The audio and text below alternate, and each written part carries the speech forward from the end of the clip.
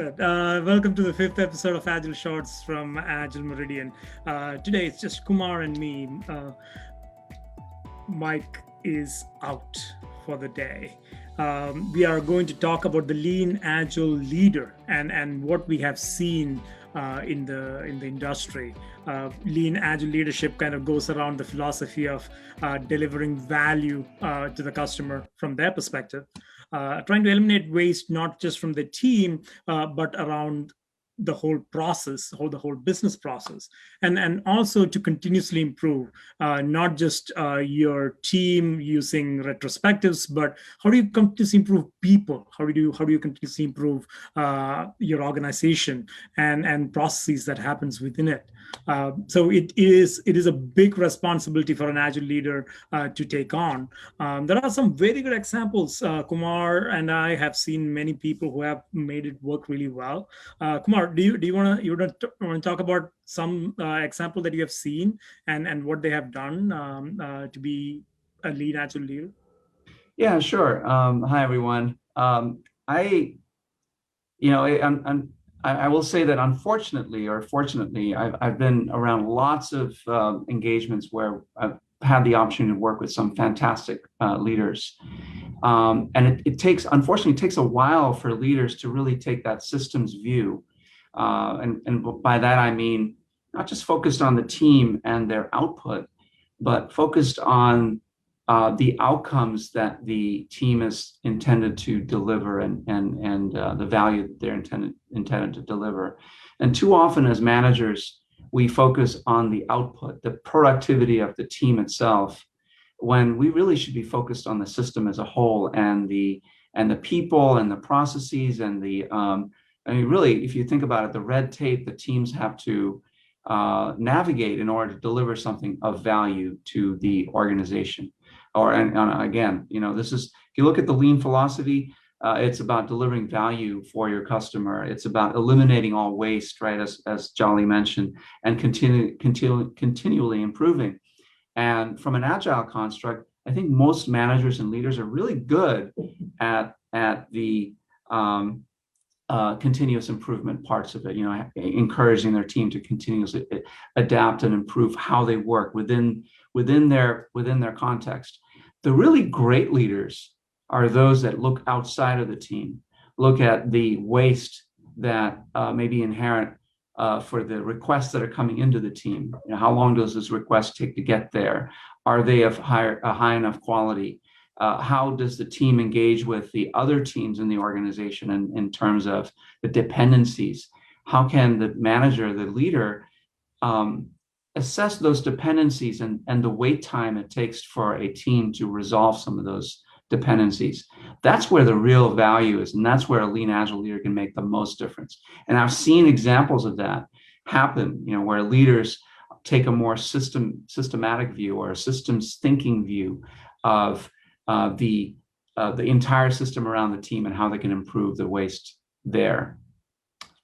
How about you, Jolly? Yeah, that's a great example. I mean, when you talked about waste, it reminded me of Microsoft Word, and I almost always go back to this example when I talk about waste, because in my entire adult life of 20 plus years of using Microsoft Word, I think I have used probably like 5 menu items and 3 buttons in Microsoft Word, and this is a very good example because a survey of Microsoft people, the people who work there, the developers and maybe others too, showed that internal survey showed that they use only 8% of Microsoft Word functionality, the people inside. So I'm sure there are people who use a lot more than I do in Microsoft Word. But look at the example which Google Docs followed, right? When they launched, they really didn't have much at all. They had a minimal functionality that could just allow them to get started, not having that waste, not building up that inventory of features that you probably don't need. And the real good agile leaders follow that example. They are not going to develop a ton of functionality that people think we must have to launch a product. And when the good product owners, when the good organizational leaders come and look at it, they are like, No, we don't. Let's carve out an MVP, a minimum viable product, or a minimum viable experience that will give the users the value that they want, and then we can continuously improve with feedback. And those are the good leaders that I have seen. Yeah, thanks for that, Kumar. I mean, it was a great example. I think one of the things that we teach in the IC Agile LEA class, the Leading with Agility class, is how to focus on this, right? I mean, how do you identify the ways that happen in your organization? How do you look at it from a value stream perspective and think about the whole system rather than just the one piece that you're working on? Yeah, that's right. So the class itself focuses on, well, there's a lot. It's more about personal agility, understanding yourself so you can be a better leader for the people that you lead. But more than that, it also gives you the tools of a systems thinker. How do you think as a Lean Agile leader? How do you think about the system that you're a part of? It's expanding your mind beyond the silos, the boundaries that you may be bureaucratically limited to, and thinking really outside those boundaries. How does my team or the people that report to me, how do they interact with others in the organization? How can we break down those silos, those barriers? And those Lean Agile leaders, that's what they do, right? They break down barriers, they eliminate waste as much as possible, all in the effort to deliver value to the customer.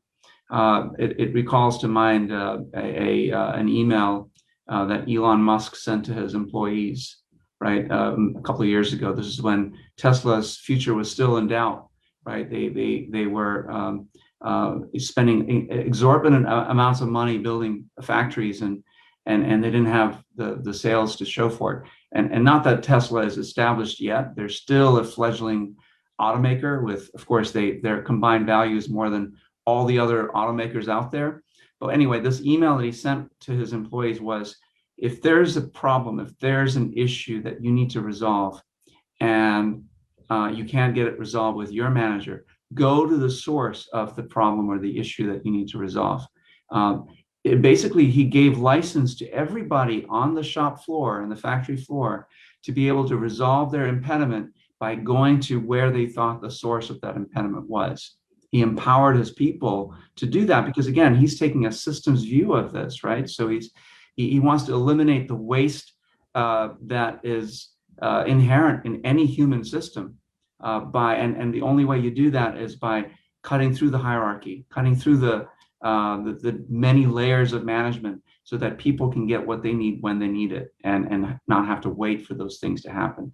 So I would say that if there's any advice from us to all of you Lean Agile leaders out there, it's look for ways to do that. Look for ways to cut through some of the hierarchy and the red tape to allow your people to really focus on the outcome that you're trying to deliver for your customers. Yeah, absolutely. That was great. Thank you, Kumar.